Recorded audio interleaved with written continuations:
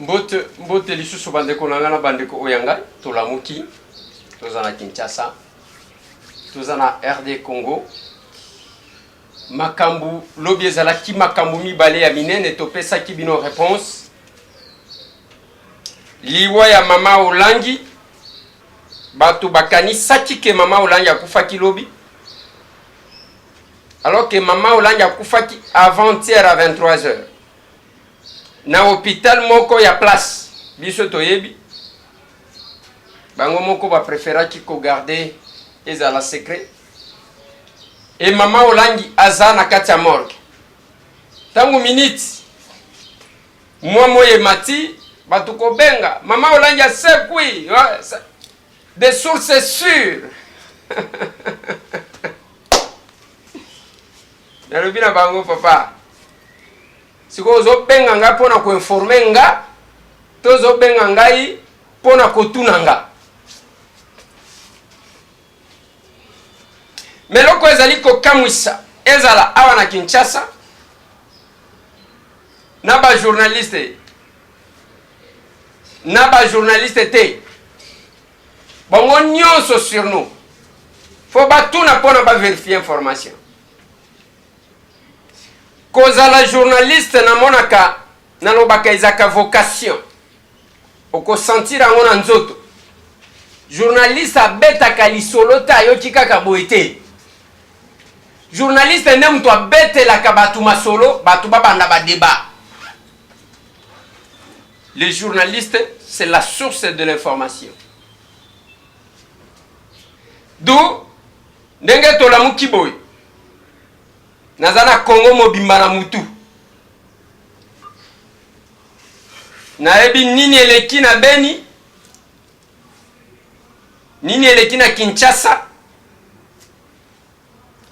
nini eleki na Chikapa nini eleki na Kisangani nini eleki na Ituri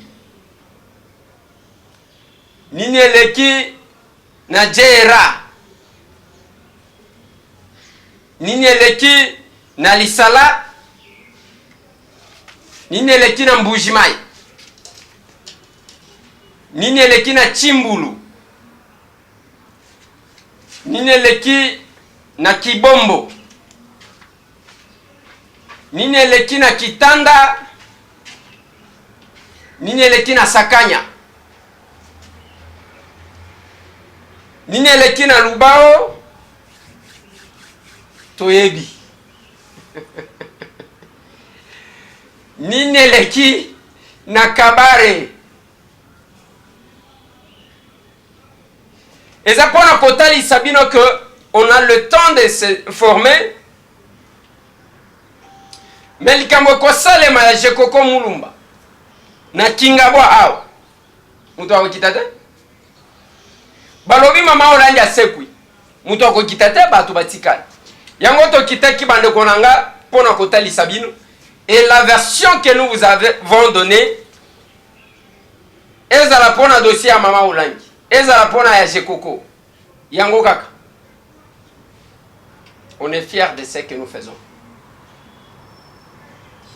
et le secret du succès c'est dire la vérité au peuple pour que lobi walo bateke yo lobaki nini soki to ebite to lobaka wana na ebite dossier ya Jekoko Mulumba bandeko nanga lobi à l'annonce ya que Jekoko akufi peuple atomboki ba gaz et bandi désordre na Kingabwa. Moi je pense que il ne faut pas toser la mutu akufa pour que to réclamer libération na ye. Parce que qu'on manifester pour na ko réclamer c'est aussi un droit constitutionnel. Tangu sangwa liwa et yokani ndeba na Kingabwa balamuki. J'ai toujours été contre batu balingaka konoré bibembe ko construire république de mort. Nde bango moni bavandaka bango mo balingaka kokufa te. O wana kufa te nini? Wana basalaka yebo te nini? Yo kokufa yo pe okufa ka te, yo pe bakangaka yo te, mais olingaka bamusu bakanga bango, bamusu bakufa. possible. On doit prêcher par l'exemple. Ce qui est le bimo, mutuana il faut bakangaye. Pona nini bakanga te. Yo pe pona nini bazo kangayo te. Mutuana zo kufate. Pona nini yo pe zo kufate. Mais entre yo na mutuana nani akokosa banika. Na si mon ministre a réagi. Boyoka, évolution et information. Ministre d'État et la justice à Lobi Boy. Atinda ki batu nangaliem. Ayokati na makala ke je kokwa kobela. Alobi batinda ye nangaliem. Batindie kuna nangaliem ba ebisie ke basi ba traiter je koko yango bazongisiye. Monsieur le ministre. Tala papier wan. Tanga papier wan. Vérifier banani ba signer na papier wan. Ezangaliema tu ezali loko mususu. Je koko ba traitaki na ngaliema to monsieur le ministre.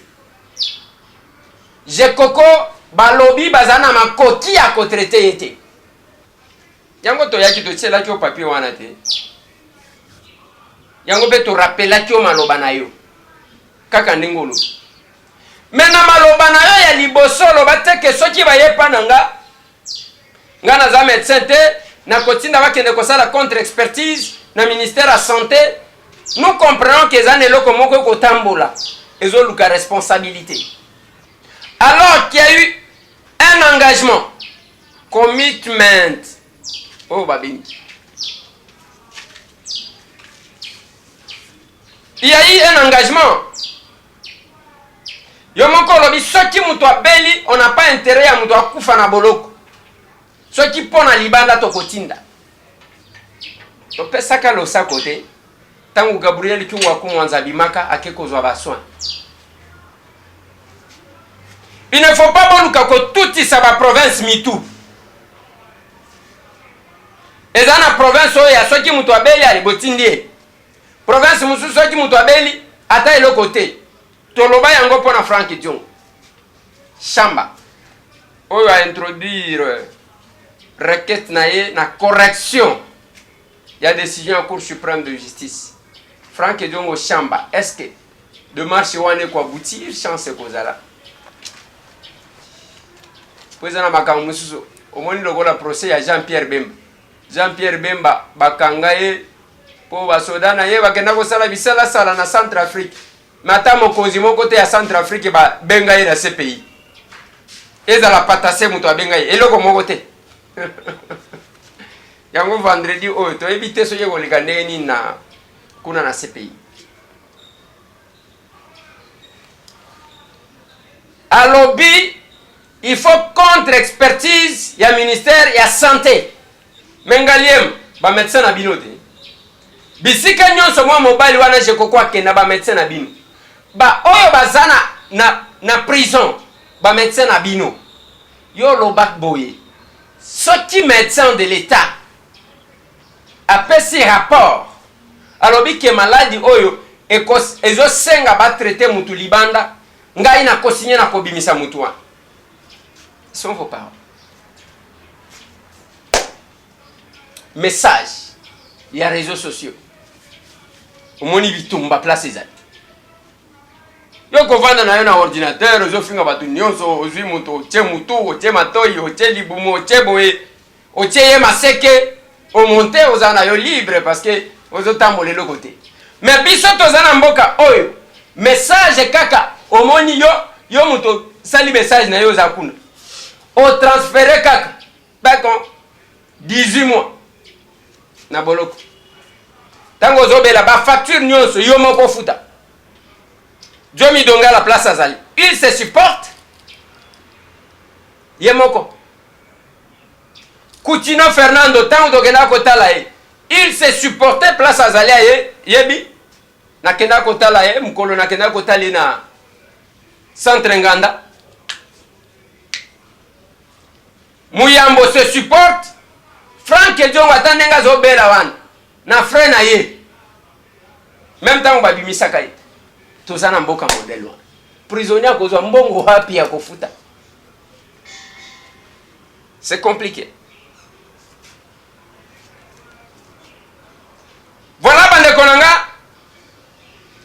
pendant ce temps, Liban est à polémique. Élection, élection T, élection, élection T, machine, machine T, ainsi de suite. Bande ko ya ide pes balobi ke kala mbalo wana seni. Ba remplacer yena mutu mususu. Eloko nini evandisi kala mbakuna soki famille politique. Ba oyo ba recommandaki balobi te tolongola ye. Parallélisme des formes et des compétences. Tozalaki na UNPC, bande konanga, tozeli de 13h à 16h15. Ni tribunal, ni partie adverse baya quitté. C'est vers 16h seulement de baya biso que l'audience a été reportée pour demain, c'est-à-dire aujourd'hui, car la tête aux okende. Tovanda kibiso moko na bakiti na ba mesa tozo talan. Nous tenons à en finir avec ce dossier au niveau de la profession totale la justice au azali ko réserver les biso parce que nous sommes sous surveillance judiciaire. On n'est pas libre de se mouvoir. Toza libre te ya kosala nyonso. Toza lokola mutu azana bracelet na lokolo. Rayon limité. Nous obéirons jusqu'au bout. Mais nous voudrons aussi que la vérité est bimanakati ya makambo. Na prometa kibino bande konanga oyo etali likambo ya bakongolais de bunenge bakendaki na Mbanzangungu avec tout ce qui a eu comme incident. Lelo nazo proposer les bino Boko Kakolanda, au moins ce qu'a été l'événement. Nini bakendaki kosala événement et salema kindenge nini batuboni bayaki et pourquoi arriver à la service. Il s'engage toujours sur la base de principes et de valeurs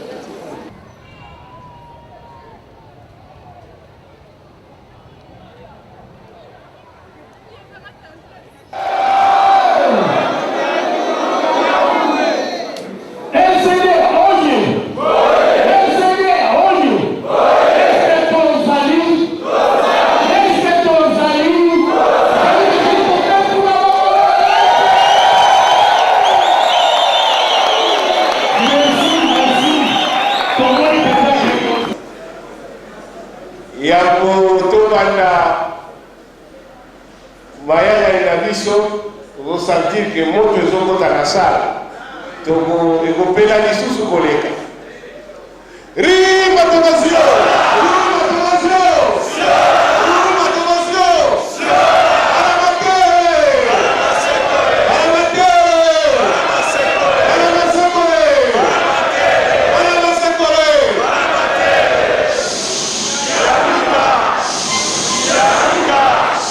transmettre le message, l'image et que le mouvement citoyen a mis son Congolais debout et a solidement et sérieusement implanté à Wanakanzango. Tant que nous avons temps, il y a pour présenter la responsable de Nyoso, Oyo Balsali, succès, il y a réunion, il y a des noms. En tout cas, merci Mingi pour la vie.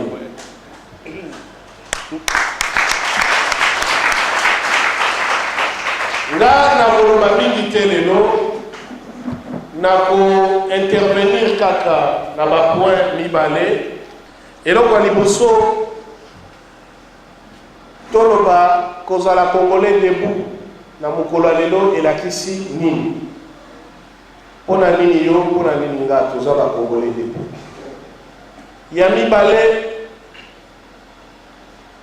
na transmettre message ya ma position officielle ya biso ba Congolais debout na makambo ezotala avenir ya mboka na biso na makambo ezotala ba élection elingi koya pe na makambo ezotala rôle yo nanga tokojouer na oyo etali alternance ya solo tozoluka na kati ya mboka na biso pe na kosukisa na koloba ndenge nini tozo adapter organisation na biso ndenge nini tokofonctionner mpona totelema mpona bomoto na biso na oyo nyonso ekotala mot d'ordre mouvement na biso ekopesa po tose mobiliser mpona alternance na mboka na biso kasi yango ete na koba na likambo ya mama ya likambo na biso bamosusu ntango babaye mwa retard balandaki te tozalaka na habitude ya kolekisa toujours deux sports ya yango ezali appel oyo syndicat dokolo asalaka mpona yo nanga lelo tozalaka Congolais debout eloko nini etindaki asala appel wana euti mingi na oyo babengi na lopoto crise de légitimité. Crise de légitimité elakisi ke ntango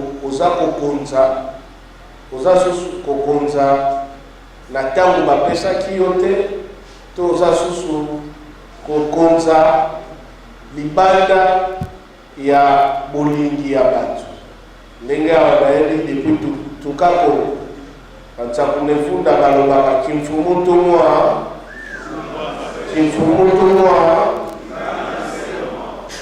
bon kimfumutumwa kimtumwa bakaloba ene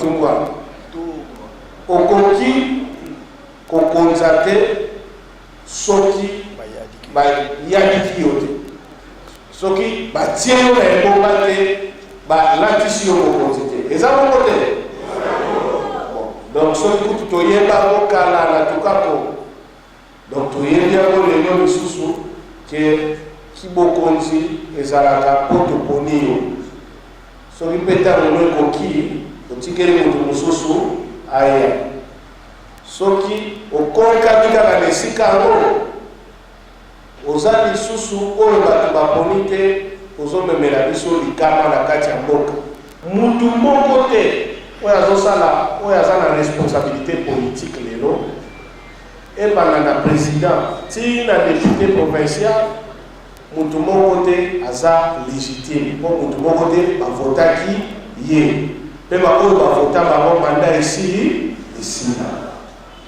wana ezali première lecture eza question te yo nga nasungaka ngana na nza militaire ya boye non soki biso nyonso tu toza d'accord lobi ke badepute provinciaux mandat na bango ebandaka depuis 2006 ti lelo baza renouvelé te basénateur mandat na bango mpe bandaka depuis 2006 ti lelo baza renouvelé te badepute nationaux mandat elaki depuis 2011 il fallait sila na 2016 président de la République, mandat 2011, il fallait signer en 2016. Donc, c'est ça la réalité. Sauf que dans le dialogue, ils ont été pour, ils ont contre, ils ont analyse factuelle. Donc, les couleurs sont les appelés. On les appelle, les couleurs les appelés. Tout ça, les Congolais, nous sommes levés à la suite de cet appel. Tout ça, là, tout le syndicat Dokolo aye kosala appel oyo bomoni wana soki mpe ntango bolembi mboka oyo ezala mboka bazotiola soki bolembi ke mikolo nyonso koyokaka bakoki kokoma kopanza kotumba konyonga kokanga kobebisa esalaka na mosusu eloko te population ya biso koki nango konyongama na bazamba meme koki balingi basenga secour balingo batelingo toza souverain likambo ya secour eza te soki bolembi yango soki mpenza bomoni ke pasi oyo tokoti eza mpona lisanga moko ya bato balingi te koloba lebonga ya bokonzi te alors oya epai na biso toza bakongolais debout oyo oyo tolingi te babengi machine à voter bato nyonso bazobenga yango machine à tricher, machine à voler les voix. Pourquoi tolingi machine wana te? D'abord eza eloko moko kaka ndanga alobi ke mobeko epesi ye obligation te ya kobimisa baempreinte. Mobeko mpe epekisaki ke na baélection oyo tosala vote électronique. Machine à voter eza vote électronique. Po esika nyonso basalaka vote électronique bautilisaka yango. Mobeko epekisi vote électronique. Babino bobengango lisusu vote électronique te. Bobengango na machine à voter ezoki nango na mobeko. Léopard alobi obenga ye ya. Donc bato barespectaka biso te. Bazata na bazomele ata mayele. Donc omona biso basoba. Bamesana komona Congolais afukama. Nyonso bakoloba kaka akosi. Totelemeli machine à voter mpe mpona nini? Mboka oyo esalaka machine Corée elobaki teknologie wana batinda yango na Congo te mpo ekotia desordre mbilingaminga to ekobebisa makambo kutu koleka mpe bapoursuivre responsable ya commission électorale ya Corée oyo akotaki na marché ya kotinda machine à voter na mboka na biso pour corruption. Biso tokokota mpe tokokomisa ngo ya transparente ya démocratique soki na badele bapesi mokonzi Kabila asali élection te po yende moto azali kobloke élection esalama. Réponse eza simple, peuple akosassume mboka ebandaka avant ye mboka ekokontinue après bakongolais bakozala toujours na Congo tokokontinue mboka sans ye.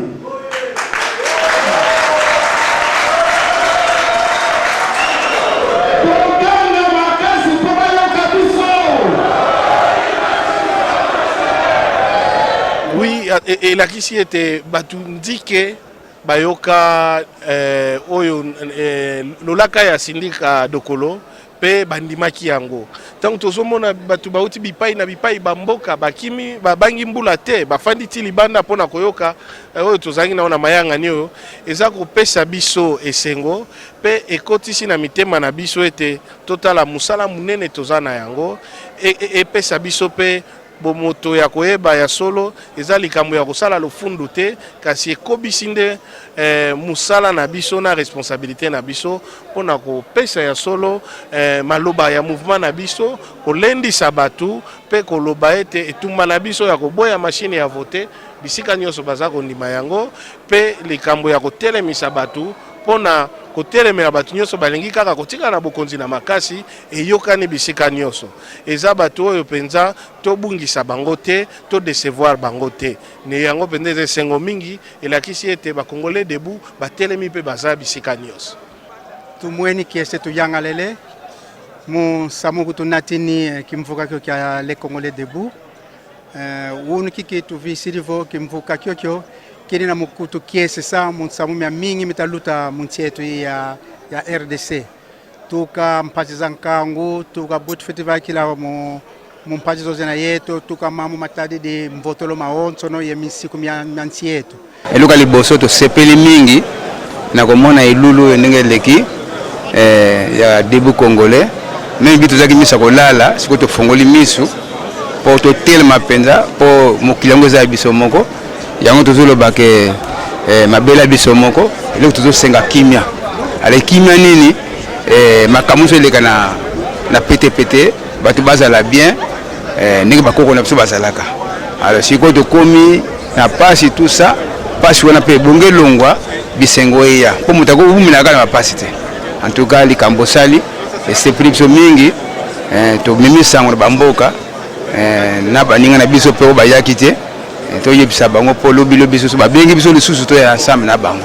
D'ailleurs pour votre information na outil qui centre na ba membre na délégation na ngai pour koya ko soutenir initiative ya Congolais debout mouvement initié par Ndeko Syndicat Dokolo parce que omoni les amis eza totalement difficile na mboko ya biso makambo ezotambola malamu te parce que eza na bato oyo balingi kotosa makambo ndenge fale ezalela te mibeko biso moko tovota yango balingi kotosa yango te bakoloba likambo na tongo ndenge mosusu na pokwa bachange e yango moto esali lelo mboka etambola malamu te parce que mboka etambolaka na mibeko meme ntango nzambe asalaki mokili atiaki mibeko ntango mibeko ezotosama te seke mboka moye etambola malamu eza te yango wana totelemi biso nyonso elongo na bandeko mouvement congolais debout eza parti politique te mais ezo ko englober congolais nyonso tout oyo aza ya parti politique nyonso même oyo ya majorité oyo aza keno azo ko s'inspirer un changement il faut que na congolais debout pour to bunda to sunga ekolo eke liboso pote to telemela batu oyo bazolinga ko to semibe kwa mboka te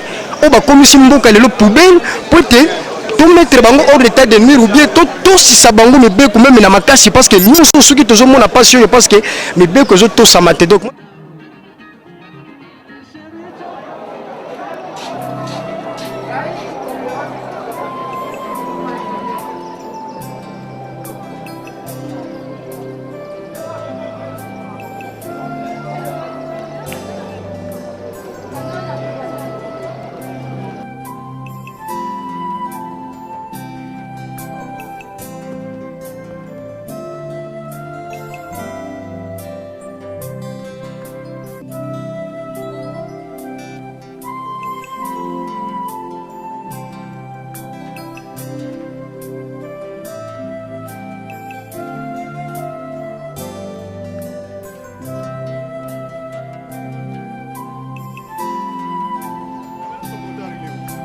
Elombe okokake awa tokende na cimetière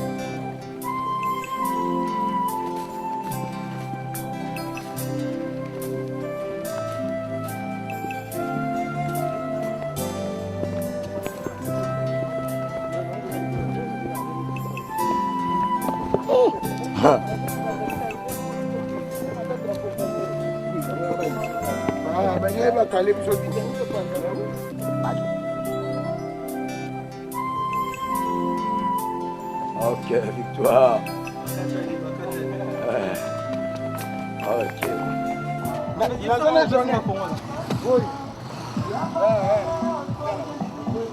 Oui.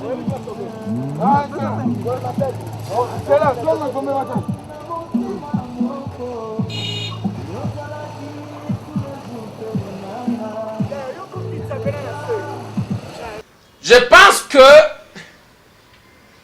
il y a une constitution, bien qu'elle violée plusieurs fois, qui existe. Parce qu'elle n'a pas été remplacée par une autre. La loi reste en vigueur. Ce qui m'obéit comme sous limité. Droit à la manifestation est constitutionnel. Droit à la Congolais. Il y a koloba pona ko défendre mboka na bango eza constitutionnel. Mais biso komi pour les uns c'est bien, pour les autres c'est pas bien. Awa to ki muke ba to majorité ba lobiment to ko bima na francophonie, ceux qui français comme se comporter. Je pense que c'est le moment ya koyoka mungongo, même ceux qui boboyi koyoka ya batu, boyoka ta ya nzambe. Débat ndenge na koyoka naloba na bino totambolaka na ceinture ya redressement pona konyolo sabatu atanga moko soki bomoni ke nasali bonyolo singa. Ce n'est pas que je suis parfait, c'est pas que je suis saint te naza mutu lokola oui naza mutu lokola bi nazana ya banga yanga ba faiblesse naza na ba qualité naza mutu te soki bomoni na sali bozongisi ngati botozozongisa ezala ba politicien bakokweya na distraction. Vous tombez dans la distraction. Lelo balobi nous débattons na likambu moko boy tozokende dikoka land ezalaki lokola ndeko moko tozo discuter na ye sur le plan professionnel ya la bilongwa yo utamboka nabi Kotamboka, qu'est-ce que ça a à voir avec la profession? Tout débat est trop convaincre, hein, papa? Yo mudusko utamboka te. Nengeni nozo kokate. Na, kobeta débat. Longwa, yo za pauvre, yo habité débat les awana te cause la pauvre to cause la riche. De quoi parle-t-on? C'est la même chose bande konanga. Les lois Batunion se commis. Bon, nous avons un bilan à défendre. La majorité a un bilan à défendre. Problème est un bilan à défendre. Bilan n'a bino ko défendre pendant la campagne électorale. Yo kanga bien. Bilan na yo ko défendre pendant la campagne électorale. Ah, tout ça d'abord na débat ya respect ya ba texte. Oyo lobby que mokonzi ya mboka ako se présenter malamoko akoti ko renouveler encore mbala moko esali lokola mbala mibale akoti kozala na sima ya mbala mibale akoti kozala lisusu te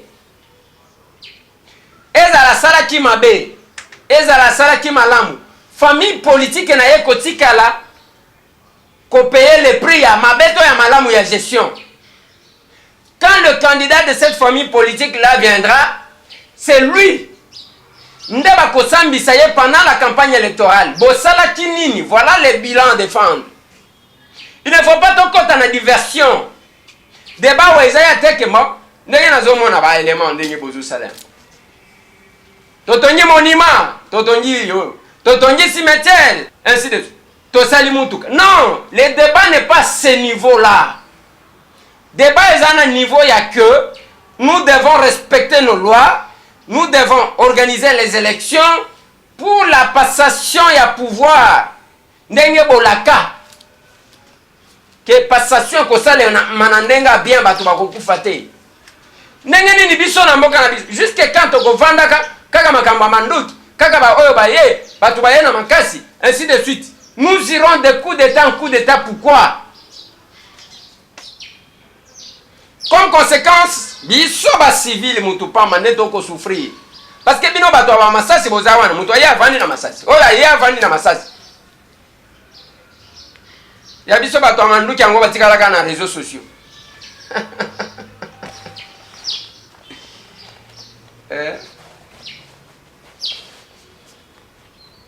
Baranger. Il y a réseaux sociaux. Il y a donc les réseaux sociaux ceux qui ont bêta masasi zo balu. Beti masasi sauté donc na réseaux sociaux donc comment la technique moko olobi oyo alanda formation moko ceux qui côté ni yango ba formaka ba militaire makasi wa tiko na réseaux sociaux muto makasi na réseaux sociaux. La République n'a pas besoin ya masasi. Biso peuple, biso ba civil ndem tutoko kufa ndenge batu bako kufa na be. La résolution 1403 oyo bazwaka ya Conseil de sécurité pona kuindemniser batu ba kufa na Kisangani, ba boma et pas ba Rwandais na ba Burundais. Bazo appliquer yango. On est perdant à tous les niveaux. On est perdant. Tona posa théâtre wana te. Nous avons besoin que cette fois-ci, tous quand même un président de la République oyo y a volonté ya Congolais. Pas mutu azo ya na circonstances kaka modèle loi.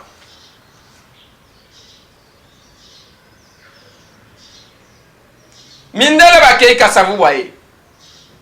Kasavu bakei Mobutu aye circonstances. Mobutu akei Muzaya aye circonstances. Muzaya Kofi Joseph Kabila aye circonstances. Tozana posa ya batu bazo ya lisusu par circonstances te. Tolingi quand même muto ba Congolais ba yebi ba Congolais ba poni ba Congolais ba lingi akamba bango. La souveraineté d'un État, c'est d'accepter d'être dirigé en contrepartie, bénéficier de la sécurité de leur liberté. Wana izaba biloko mike ya ba John Locke ba pesa biso ba Jacques Rousseau ba pesa biso. Et c'est connu. Muto akovanda kaka. Oh amoni Machiavel, le prince. Yo yebi kotanga le prince yo. Ce qui est dit est le côté Yemanzembo. Faut que ça la lecture dialectique, il y a pensé à Machiavel. Donc on souka na conclusion ya bien. Mukendi Mbandakoul. Il a bien fait dans ce sens-là, parce qu'il a écrit la pensée, la lecture dialectique de la pensée de Machiavel. Voilà, bande kolanga, tozakaka awa, tokope sabino programme, ya matanga ya Mama Olangi, Ezakalika, Botika la branché. Mais sinon, la communauté congolaise ya Dallas, tozoye bisabino ke bazali kokoba na kozwaka ba candidature. Le 30 juin, va publier liste ya les candidats retenus. Kobanda le 9 juillet jusqu'au 10 août et cause à la campagne électorale. Le 5 août 2018, débat contradictoire entre les candidats. Qui est capable de faire quoi? Le 11 août 2018, scrutin ou élection à Bango Kosalema. Na publication pour na que nani akokamba communauté congolaise ya Dallas Fort Worth. Je pense que c'est ça le programme. Ceux qui osent en retard et causent la malamu ont gagné moins de temps. Merci Nabino Nyon surtout bande konanga bozana Irlande parce que Papa Pierrot chaque jour yo tanga ka bato Irlande te. Papa Pierrot na tanga ka bato Irlande. Na ko bosana bato Irlande pourquoi? Bande konanga ya Londres, bande konanga ya France, ya Belgique, Italie, Bundes, États-Unis, Japon, Dubaï. Donc, bao bazana Chine, boza ebele. Na ko bosana te bao bazana Angola, bao bazana Congo Brazzaville, awa, bao bazana Afrique du Sud, boza ebele dans le monde. Sans oublier bao bazalia na mwana ditu. Bao bazawad na Sankuru kuna na Loja Katako Wembwayama boza ebele bao bazana kizamvwete soki otangi bango te biso zotanga biso mikolo ete bao bazana aru Merci bande konanga botika la branché ndenge na epsa kibino si tout va bien et que nous avons le visa on sera avec vous aux États-Unis d'Amérique et à notre retour tokozala na Genève tokotani na Mama Pauline ceux qui visa est bien et qui va autoriser biso sortir. Merci.